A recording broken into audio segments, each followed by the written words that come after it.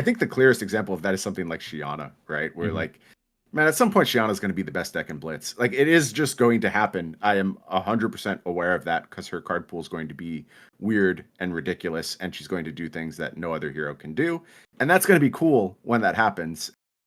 Brian couldn't have said it better himself. But the question is, with the truckload of specs from heavy hitters, is now that time? Let's explore in today's video. A huge shout out to our channel members for supporting what we do here. If you want to get involved with the channel and the Dice Commando community, please consider joining as a channel member. Remember, these videos are only possible with your support. You can show that support with a like, a subscribe, and by leaving us a comment and sharing your feedback. Community first, and go Commando. Hey there, my flesh and blood friends. Welcome back to Dice Commando and go again, a fabulous cast. Thanks for tuning in. As today we're talking, that's right, Chane over here, the Shapeshifter herself. So she's always been kind of a, shall we say, fan favorite hero, something that people have been trying to craft all the way since Crucible of War. You have this shiny L. You're like, what am I going to do with this? And as Brian mentioned in the intro, I thought it was a really good quote. That's why we used it. He's like, we all know she's going to be broken one day. And the question is that day today? Well, it might be. So specifically, why is this suddenly a discussion point? Well, there were an awful lot of specs picked up in heavy hitters. Nearly every hero had not only spec cards, but it's also the spec equipment that makes a big difference. So one of the big ones was Victor's Shield, okay, the Aura Magus, which counts as gold. And then you combine that, of course, with Victor's The Golden Sun spec. Well, right there, that's a thing. And on top of that, another big piece is the Good Time Chapeau. This is Betsy's spec. You can start with this as well. And this lets you start wagering, which starts making nasty, nasty, nasty things happen. And then, of course, we have all the other toys. We won't run through them all, of course, because we will when we go through the deck itself, which is below. And yes, I know most people have clicked on it, but that's completely fair. We can run through it together. The last card that I think is highly underrated and has also made a big difference here is Olympia's specialization, Up the Ante. Right, so Up the Ante, remember, is an attack. So not only is it blue, not only is it Fen 3, it's an attack reaction that lets you come in for basically +3 in wagering gold, vigor, and agility, all of which can do some pretty nasty things. And then you get that gold. Going to turn on Golden Sun, which can turn on all the other things, and I love it. I'm also playing No Mercy, which was Rhinar's new spec. So let's head on over to the deck list. So that's what you can see right now is my current deck list, what I'm playing. Again, I want to be very clear. There's actually more specs out there than we know what to do with. And for years, the tried and true version of Shiyana that has been seeing the most success is a pummel build. I don't see that changing because we've got a ton of options out there for us. So we're going to continue to be on red, blue pummel. And let's go down the list. So we do have Victor's Shield, as I mentioned. That puts us with Flail of Agony because that's a then set spec, one-handed. That's what we're doing. That's the option there. Now, I've seen a lot of people playing Tunic. I like Blossom of Spring here for a couple reasons. One, it's way cheaper, right? Much, much better option in terms of cheapness. But it also doesn't require 3 turns in Blitz. Sometimes you don't have 3 turns in order to do the thing. You're sacrificing the 1 defense for the ability to go whenever you want. But that's what I'm on. That's what I prefer running. We're on Goliath Gauntlet because we're going to be swinging some big attacks. Then we also have the Ironhide Legs because, well, that's about the best option we have available for us at the moment. And you know what? Sometimes you need to block. You certainly need to block to hit those crush effects because there's no shortage of Guardians rolling around. All right, so in terms of specs, yes, you see good old Command and Conquer there with Pummel. Turns out to be a really good thing. We do have Bet Big. Do keep in mind that, again, you can choose to wager or not, right? But this has the ability to wager. You don't have to be Betsy to do it. You don't have to pay for the overpower. You can just straight up wager and have that out there. Crippling Crush is always good. So I was actually toggling back and forth on yes, no on this. The 7 is a little rough, right? I do want to point out we only have 12 blues in here, which could be a problem. We have a fair number of yellows as well, 10 yellows. But 7's a little hard to get to. So again, I was going back and forth, yes, no on that one. But I landed on it because it's just so good and it forces blocks. Right, Endless Winter, this card is absolutely crazy. So you just windmill slam this into Shiyana. That's no news. We do have Enlightened Strike in here, right? That's really good with just basically everything. You can get the go again on it. You can pump on it. Again, I don't need to tell you why E-Strike's good. That's the one that doesn't work with Pummel, obviously. Everything else, I believe, does, obviously, except for Lessons in Lava. Shakedown is also really good. Again, just go run through the specs. Show No Mercy, I really like this one because so Alpha Rampage is not in here any longer. She's been playing Alpha Rampage for a while, just because, again, I believe she was playing it because the specs were low. Alpha Rampage requires chucking a card, and you do get the Intimidate off of it, not off the chucked card off of Alpha Rampage.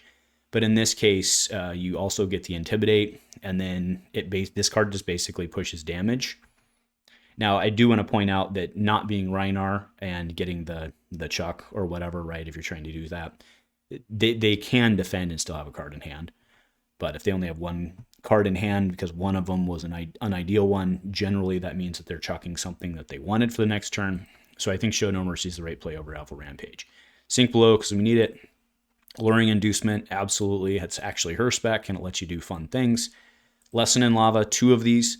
This one's really fun because the fact that they know that Shiyanas are playing Lesson in Lava means that they bring AB, and sometimes that requires them to make suboptimal equipment choices. It's kind of the Runeblade argument, but a lot of times they're maybe not even going to do that. They sit down, and this is 2 instances of 3 free damage in that case. Lesson in Lava is really good. Really, really, really good.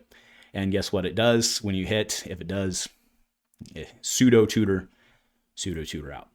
Right, Starstruck is, again, a 7. That's a little rough, but Starstruck is just way too good not to play. We have Golden Sun, which we already talked about, the Victor spec. Crazy good in that case. I'm only playing 2 of the Riptide traps. Again, so these are blue 3s. We're talking Buzzsaw, which is the attack greater, and then Collapsing Trap, which is go again, and then -1. That one's crazy. We have Ice Eternal. I'll be honest, this one's primarily because it's a blue 3, but it also has options there. Right, so that's kind of cool. Unfortunately, though, you're probably not going to get your Ice Fusion on this one, right? Because if you're looking at the deck, well, that doesn't make sense, right? Even so, right, you can get Frostbites for bailout, but mostly that's just basically a blue.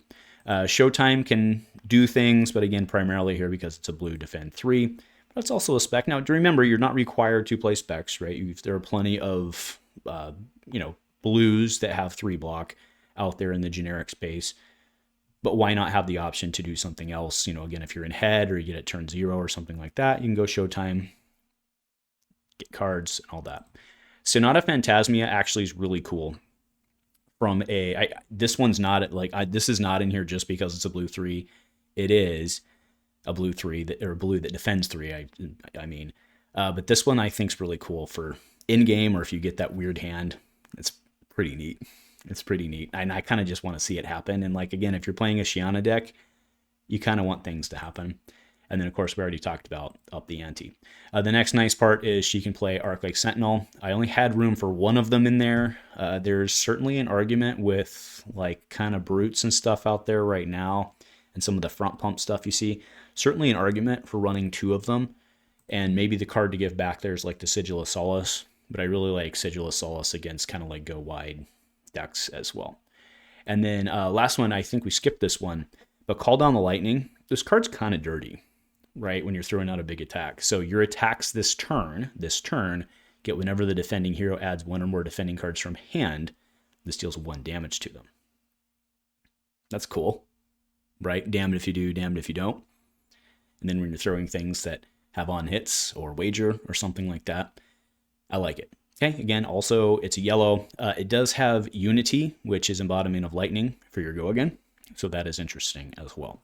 That's why I have that in there. It's not a super common include that I've seen around, but I like the call. So that is the deck itself. Now, in terms of, is she the powerhouse? I think she is right now. Do I think she's the best deck in the format? Absolutely not. But I think that she is significantly better with what she can do now and her ability with the attack reactions with not only Pummel, but up the ante because up the ante can come in on the flail, which you don't really expect a lot of times, right? A lot of times you're like, oh, they're throwing one. I'm not going to take it because I don't want to be with Rune Champ, but I'll throw a Dynamo, or I'll throw one piece of equipment or something, and all of a sudden, boom, 3, and I've got all these tokens. Very strong. It's very, very, very, very strong.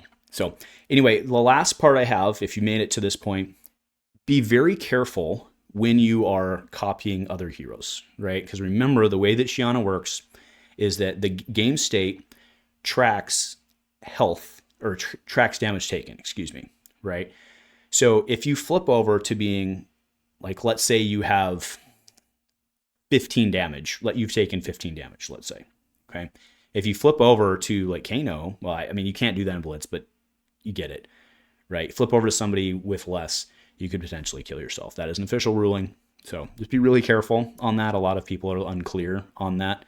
It's not health remaining, it is damage taken. So if you flip you over, you have that delta. And actually, I believe I saw that on Judge Hub at some point. Let me see if I can put that up, and I will confirm that so that you can believe me instead of questioning me. So anyway, that's my take. Any Shiyana fans out there? I've seen a lot of her flying around from time to time in between all the bajillions of Victor matches out there. But if you've been playing Shiyana, you have different takes, let me know below. I think she's really good right now. Let me know. Nothing else. Go Commando.